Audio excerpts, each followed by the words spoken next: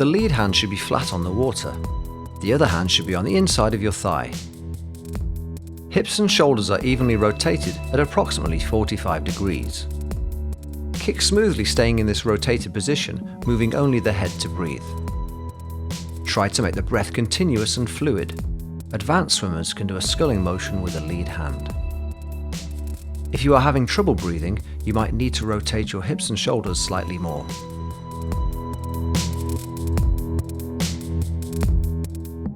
Start off by performing the kicking on the side drill. After 2 or 3 breaths on one side, take 3 strokes to switch your rotation and breathing to the opposite side. It's okay to use kicking fins to help you reduce the effort of the drill and to allow you to focus on the correct technique.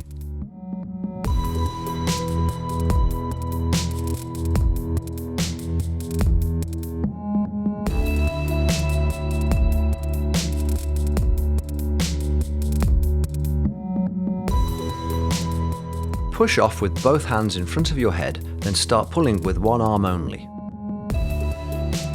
Rotate with your pull to 45 degrees at the hip. Enter the water and extend past your front arm with the hand that is working. This will give you more time to reach and catch the water correctly.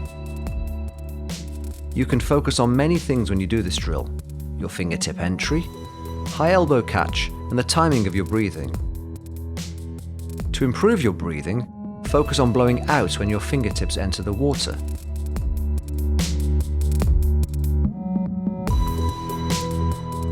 With this drill, you're breathing away from the working arm.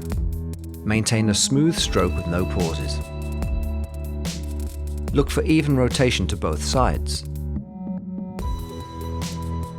Be careful not to pull too early with the working arm. Be sure that the in-breath is complete and the head is back in the water before you start your pull. Concentrate on your natural rotation so that you flow in and out of the breath smoothly.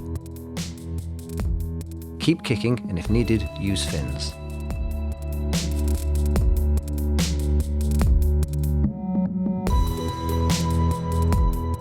This is essentially single arm drill to one side, then a brief pause with both hands out in front of your head before repeating the arm cycle to the other side. Keep the kick flowing to maintain momentum and play with different length pauses when your hands are out in front of your head.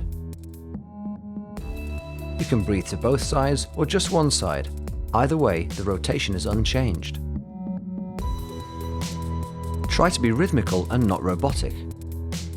Take time to find the catch and engage the high elbow before you pull.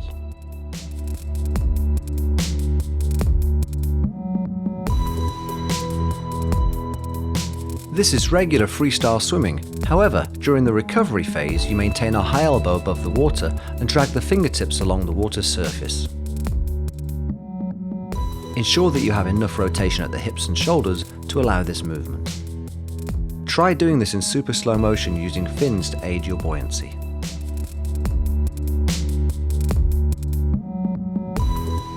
This is regular freestyle swimming, but with loosely closed fists rather than open hands.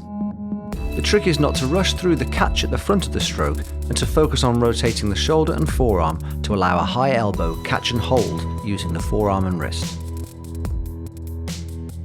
Try swimming half a length with fists, then open your hands at the halfway mark. You will feel more water with the palm of your hand now.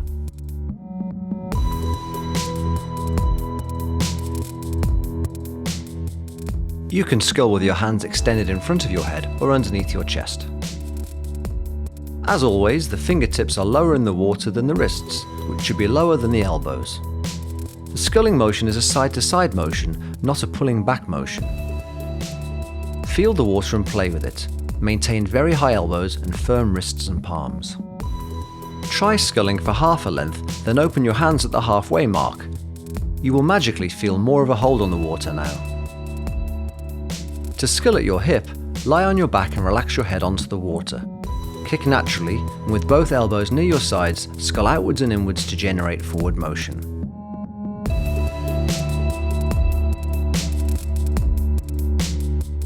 You can use the snorkel, pull buoy and ankle band at some point during every swim workout.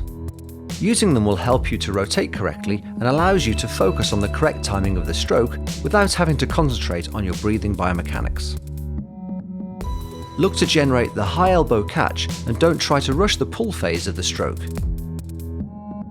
If you find that your legs are fishtailing and swaying out behind you, then check to see that you are pulling correctly under your body. If your recovery feels awkward in the shoulders, be sure to rotate more to both sides. If you find that your head is nodding to each side, then you might be over-rotating.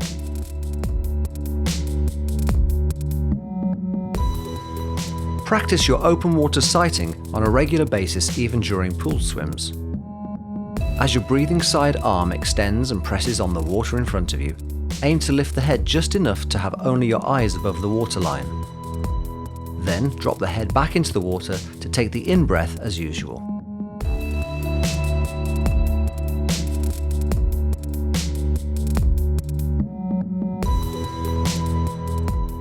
Head-up swimming is a great way to feel the water in front of your head and a useful navigation tool in crowded open water. Keep your kick strong so that your legs don't drop as you hold your head high.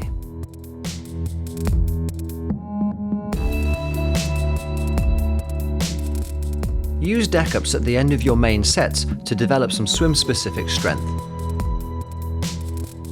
Try to keep the elbows high and push through the arms to a full extension.